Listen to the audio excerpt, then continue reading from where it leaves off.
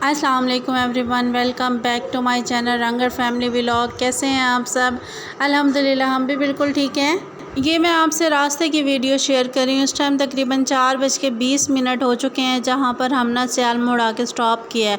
हम लोग जब भी पिंडी से मुल्तान की तरफ जाते हैं ना, तो उनका ये रूट है और यहाँ पर आकर ना, ताकि ना जो पैसेंजर्स हैं वो फ़्रेश भी हो जाएं और अगर उन्हें किसी चीज़ की ज़रूरत हो ना, तो वो भी यानी कि यहाँ से ले लें, भूख वगैरह लग रही हो या फिर वॉशरूम वगैरह जाना हो।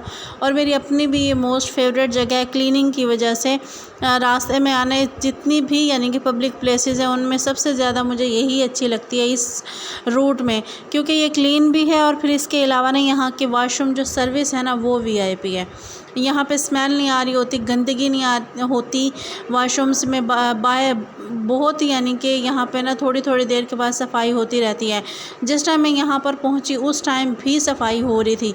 सबसे ज़्यादा बेस्ट प्लेस मुझे इसी वजह से लगती है, क्योंकि ना पब्लिक जो टॉयलेट्स होते हैं, पब्लिक या वॉशरूम्स जो होते हैं, वो यूज़ करने को भी दिल नहीं करता। वहाँ पे इतना मैस होता है, लेकिन यहाँ पर आने के बाद ना दिल खुश हो जाता है। फिर मैं यहाँ पे आई, मैंने मुँह हाथ धोया, वॉशरूम यूज़ किया, फ़्रेश हुई और फिर उसके बाद मैं बाहर गई। ना यहाँ पे स्मेल होती है और ना ही कुछ। और इनकी जो यहाँ पे लेडीज़ बैठी होती हैं, उनका बिहेवियर भी बहुत बहुत ज़्यादा अच्छा होता है। और ये किसी भी किस्म का यहाँ पे ना चार्जेस नहीं लेते। और उसके बाद ना हम एक शॉप में आ गए थे। वहाँ पर हमने कुछ लेना तो नहीं था, जस्ट मैंने वीडियो को ही कैप्चर करना था, क्योंकि खाना हमने खाया हुआ था। मैं बिरयानी घर से लेके आई थी, तो इतनी भूख भी नहीं थी और बैठे बैठे भूख लगती भी नहीं। और मेरा तो मैदा वैसे ही डिस्टर्ब हुआ है। इतनी यहाँ पे चीज़ें थी, लेकिन ना मैंने लेने का मेरा कुछ भी मूड नहीं था। फिर मैंने कहा हल्के फुल्के स्नैक्स ले लेते हैं। और रास्ते में हम लोगों को इतना ज़्यादा तंग किया गया ना। हम लोग 8 बजे पिंडी पहुंच चुके थे। वहाँ पर 8 बजे से हमने 1 बजे तक गाड़ी का वेट किया और इतने उन्होंने किराए बढ़ाए हुए थे, सवारियों को इतना तंग किया हुआ था। मोस्टली यानी कि हम लोग मुल्तान से ना 2000-2500 में ना पहुँच जाते हैं, और उन्होंने अब की बार हमसे 12,000 यानी कि मांगे हैं। इतना ज़्यादा वो ये लोग ना गाड़ियों वाले हो गए ना, बहुत ज़्यादा फ़ायदा उठाते हैं इस चीज़ का।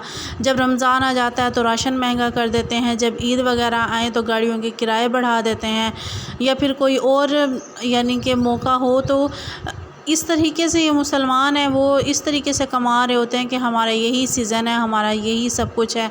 लेकिन जो पैसेंजर्स को मुश्किल होती है, जो पैसेंजर्स को ना पे करना पड़ता है, वो अपनी जमा पूंजी लेके आ रहे होते हैं, उनका ये माइंड नहीं होता। चाहे वो बच्चों के साथ हो, चाहे वो लेडीज़ के साथ हो, उन्होंने अपनी ही चलानी होती है। और वो उसी हिसाब से यानी कि सवारियों से ना वो ले रहे थे, किराए वगैरह ले रहे थे। और उसके बावजूद भी उनकी सर्विसेज जो आम डेज़ में होती है ना, वो सर्विसेज वो फ़राहम भी नहीं करते हैं जब ये ख़ास तौर पर मौके होते हैं। खैर यहाँ से फिर मैंने ना 2 लेज़ लिए, एक पानी की बोतल ली और फिर 1 कप चाय ली। चाय का हमें आइडिया नहीं था कि चाय कैसी थी, तो फिर मेरा मूड नहीं था कि ना मैं ऐसे अनजाने से चाय लूँ। तो हमने जस्ट 1 कप लिया और उसको ही हमने हाफ़ कर लिया। अगर अच्छी हुई तो, और अगर गंदी हुई तो भी मैंने कहा चल बस 1 ही कप ट्राई करते हैं। और बॉटल और ये सब चीज़ें लेने के बाद हस्बैंड ने फिर पेमेंट की, और फिर उसके बाद उन्होंने 1 कप हमें एक्स्ट्रा दे दिया कि 2 मेंबर हैं और इन्होंने चाय सिर्फ़ 1 ली है, तो उन्होंने 1 कप खुद ही से ना एक्स्ट्रा दे दिया। फिर हमने दोनों ने हाफ़ इसको कर लिया था। और फिर बाहर जाके हमने चाय पी। जब गाड़ी में थे ना, उस टाइम इतनी गर्मी महसूस नहीं हो रही थी, लेकिन जैसे ही यहाँ पर आके उतरे हैं हम लोग, इतनी गर्मी थी यहाँ पे ना। जब हमने चाय ले तो ली, लेकिन वो चाय पीना मुश्किल हो रही थी, इतनी ज़्यादा गर्मी थी। यहाँ पे हमने आधा घंटा स्टॉप किया, लेकिन वो आधा घंटा गर्मी में गुजारना इतना कोई मुश्किल था ना। बस एक तो गाउन पहना हुआ था, और एक गाउन जो पहना हुआ होता है ना, उसको तो और ज़्यादा गर्मी लगती होती है। खैर यहाँ पे फिर उसके बाद हम लोग ना निकले वहाँ से 4:30 बजे, नहीं 4 बज मीन्स यानी कि 4:45 पर हम सियाल मोड़ से निकले थे। और ये तकरीबन 7 बजे का टाइम है। हम लोग ना अपने स्टॉप पे उतर के गांव के अंदर यानी कि जा रहे थे। यहाँ से हमने रक्षा लिया और फिर ये रास्ते के मनाज़िर मैं आपको दिखा रही हूँ। ये रास्ते में रेवड़ था, तो मैंने इसको भी ना वीडियो को कैप्चर कर लिया। लेकिन बहुत से सीन्स ऐसे थे ना के रक्शे में आगे बैठे हुए थे या गाड़ी में आगे बैठे हुए थे। मैं जैसे ही कैप्चर करने की कोशिश करती ना तो कोई ना कोई देखता होता था ना, तो इतना अजीब महसूस होता था। फिर हस्बैंड कहते थे बस कैमरा ऑफ़ कर दें आप ना। और ये हम घर पहुंच चुके थे। घर आने के बाद ये जी मेरी ये हमारा कुर्बानी का बकरा है। और उसके बाद वहाँ पे जो बकरियाँ और बकरियाँ हैं, सॉरी, वो सारी ना वो खड़ी हुई हैं। और ये जो सामने पहले वाला है ये हमारा कुर्बानी का बकरा है। और ये घर के सामने वाली जगह, और ये मेरे ससुर ने जानवर रखे हुए हैं। और ये गाय और भैंसें दोनों हैं, बछड़े हैं, पता नहीं गाय है या भैंसें हैं। ये हमारा अपना प्लॉट है जो घर के सामने, ये मीन्स यानी कि ये घर के सामने के फ्रंट वाला ना प्लॉट है जिसमें ना वो लोग जानवर रखते हैं। वो लोग क्या, मेरे ससुर यानी कि जानवर रखते हैं। ये मैं फिर उस प्लॉट में आ चुकी थी। ये जानवर है। और फिर यहाँ पे सास ना मेरी गोबर जिस तरीके से वो बनाते हैं, आपले बनाते हैं या फिर पाथियाँ बनाते हैं, उसके लिए गोबर इकट्ठा कर रही थी। और जब गोबर एक्स्ट्रा हो जाता था वो इधर रूढ़ी पे भी डाल देते हैं। तो ये जब खुश्क हो जाता है ना तो इसको रेडियों पे लाद के या रक्शे वगैरह में लाद के जब ज़मीन में हल लगाए जाते हैं या फिर फसल से पहले ना यही खुश्क गोबर उठा कर ना ज़मीन के अंदर डाला जाता है, जो ऑर्गेनिक खाद बन जाती है। ये जो गोबर की खाद होती है ना, ये बहुत ज़्यादा ज़मीनों के लिए और पौधों के लिए, फसलों के लिए बहुत ज़्यादा अच्छी होती है। ये जानवरों का कमरा बनाया हुआ है, एक साइड पे जानवर, दूसरी साइड पे ना ये भूसा डाला हुआ है। हम अपनी ज़बान में ना इसको ना तूड़ी कहते हैं और वैसे इसको भूसा कहा जाता है। और ये यानी कि घर की फ्रंट वाली साइड है जो सारी मैं दिखा रही हूँ। और जो अब सामने आपको नज़र आ रही है ना, ये हस्बैंड के चाचू का घर है। और ये हमारा सामने घर है और उसके साइड पे फिर दूसरे चाचू का बन रहा है। तो ये जो ज़मीनें हैं ये किसी और की हैं, ये हमारी नहीं है। और यानी कि मीन्स यानी कि जहाँ पर ये मिट्टी लगी हुई ना, यहाँ तक यानी कि लकड़ियाँ जो लगी हुई है ये हमारे प्लॉट की यानी कि हद है। उसके बाद किसी और की ज़मीनें शुरू हो जाती है। ये हस्बैंड के ना चाचू का घर बन रहा है। उन्होंने यानी कि ना बस वो बुनियादें वगैरह डाल के ना इसको अभी छोड़ा हुआ है।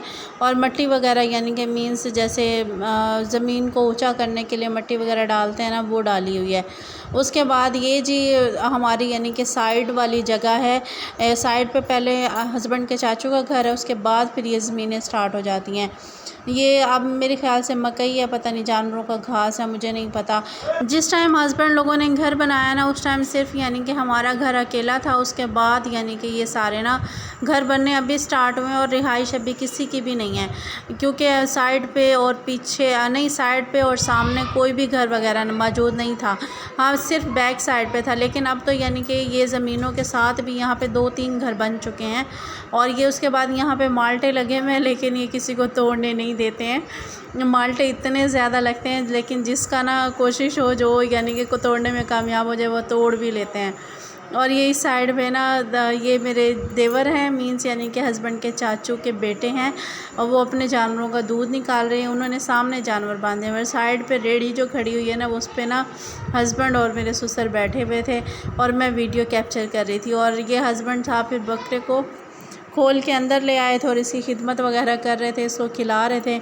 बोल रहे थे इसको खिला देता हूँ। आने के बाद इसकी खिदमतें वगैरह स्टार्ट की। पहले इसको सही से सरफ डाल के अच्छे तरीके से इसको नहलाया है, साफ़ किया है। फिर उसके बाद यानी कि इसको खाना वगैरह खिलाया है। आते ही इसकी खिदमतों में स्टार्ट हो गए थे। उसके बाद यहाँ पे ये खाना इसमें बनाया जाता है। ये जो पाथियाँ होती हैं ना गोबर की, उसमें ये इनके किचन वाली जगह है। मैं मीन्स यानी कि ससुराल की यहाँ पे ये चूल्हे पे खाना बनाते हैं। यहाँ पे यानी कि नेचुरली गैस नहीं है और ये गैस यूज़ भी नहीं करते हैं। ये ना मोस्टली यानी कि लकड़ियाँ और ये पाथियाँ वगैरह जो होती हैं ना, उसी को आग जला के उसी पे बनाते हैं। और आज फिर मैंने ये नेक्स्ट डे का व्लॉग है। उस दिन मैंने सारा दिन, जिस दिन हम लोग आए ना रेस्ट किया, उस दिन मैंने कुछ नहीं किया। हम लोग इतने थके हुए थे। ये नेक्स्ट डे था, मीन्स यानी कि ये ईद का डे है। और आप लोगों को सबको बहुत बहुत ईद मुबारक। और सुबह को ना फिर उसके बाद मेरी सास ने कहा आपने मीठा बनाना है, तो मैंने किचन में सबसे पहले मीठी सेवइयाँ बनाई। जैसे नई नवेली दुल्हन है ना, रस्म व रिवाज कंप्लीट करती हैं, तो मैंने भी आने के बाद सारा दिन रेस्ट किया। रेस्ट के बाद फिर मैंने ना ईद वाले दिन पहले मीठा बनाया। मीठा बनाने के बाद फिर रोटियां बनाई थी। और ये बारीक सेवइयाँ होती हैं ना, बग़ैर दूध के बनानी थी। पहले मैंने इसमें ना घी डाला, घी डाल के ना और सेवइयों के दोनों पैकेट मैंने इसके अंदर डाल के इसको अच्छे तरीके से भुनाई किया। जब यानी कि ये ब्राउनिश हो गई तो तो उसके बाद मैंने इसके अंदर पानी शामिल किया। पानी शामिल करके फिर उसके अंदर मैंने ना चीनी पानी के अंदर बाद में मैंने शामिल किया, और जब ये पक गई तो मैंने इसको नीचे उतार लिया। इसके अंदर कोई मेवे शेवे ना नहीं डाले, जस्ट खाली बनाई थी चीनी और यानी कि सवैयाँ, सिर्फ हमने यही बनाई थी, बाकी इसमें कोई चीज़ भी नहीं थी। और मैं ट्राईपॉड लेके नहीं आई थी अपना, और ना इतनी मुझे मुश्किल हो रही थी, एक हाथ से मोबाइल पकड़ रही थी और एक हाथ से मैं ना वीडियो को कैप्चर कर रही थी। अब आदत नहीं रही है ना, तो ट्राईपॉड लगा देती हूँ और इजीली काम करती रहती हूँ। और मेरा पूरा माइंड था कि मैं ट्राईपॉड लेके जाऊँगी, लेकिन ना वापसी पे जब अचानक से वापसी पे ना जब याद आया ना, तो मुझे ना पिंडी से निकल के या पिंडी पहुंच के मुझे याद आया। मुझे इतना अफसोस रहा, और मुझे पहले मैं बार बार याद करती रही, मैं जाऊंगी ना उधर ट्राईपॉड लेके जाऊंगी, मैंने वीडियो बनानी है, मुझे मुश्किल होगी।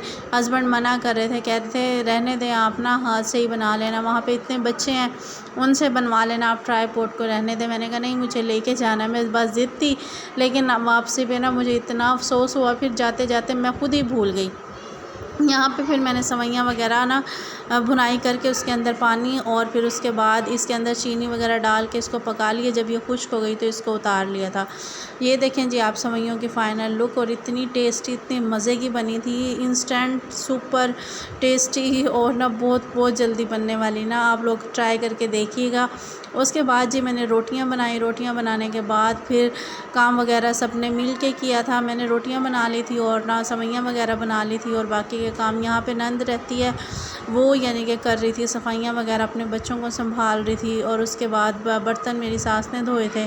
ये सारे काम शाम ना मिलजुल कर हो रहे थे, और ना बच्चे वगैरह और हस्बैंड वगैरह सारे तैयार श्यार होके नमाज़ पढ़ने के लिए चले गए थे। और मैं रोटियां बनाने के बाद फिर मैंने अपने रूम की सफाइयां करनी थी। सफाइयां करके फिर मैंने ना तैयार होना था, क्योंकि रूम अक्सर यानी कि ये लोग तो अपने रूम्स यूज़ करते हैं ना, तो मेरा रूम यूज़ नहीं होता है, तो उसमें अच्छा खासा ना गंद होता है, मैसी हुआ है। उसको मैंने तसल्ली से साफ़ करना है। तसल्ली से साफ़ करने के बाद फिर मैंने आज ये ईद के लिए रेडी होना है, क्योंकि ऐसे फिर रूम गंदा और फिर रेडी हो जाए तो फिर अच्छा नहीं लगता। और फिर जब तक ना कुर्बानी भी हो जाएगी, बाकी के काम भी मुकम्मल हो जाएंगे। और आज का व्लॉग मेरा यहीं तक था। अगर आप लोगों को व्लॉग्स पसंद आए तो लाइक शेयर और सब्सक्राइब कर दीजिएगा। दुआओं में याद रखिएगा, अपना ख्याल रखिएगा, और मेरी तरफ़ से अल्लाह हाफिज़।